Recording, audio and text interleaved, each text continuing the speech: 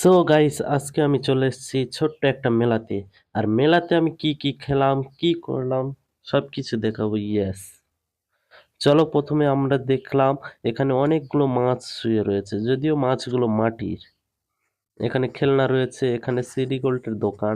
আমি প্রথমে ভেবেছি স্বর্ণের দোকান, তারপর গিয়ে দেখলাম সিডি গোল্ডের দোকান, ঘড়ি, অনেক কিছু রয়েছে।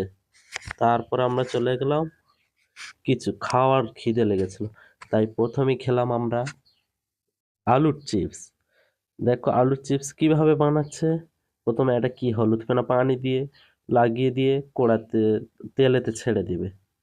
তেলেতে ছেড়ে দেওয়ার পরে অনেকক্ষণ ধরে এদিক ওদিক করে উল্টাতে থাকবে। উল্টাতে উল্টাতে তোমরা, আমার যারা নতুন ভিডিও দেখছো আমার চ্যানেলে, তারা সাবস্ক্রাইব করে নাও।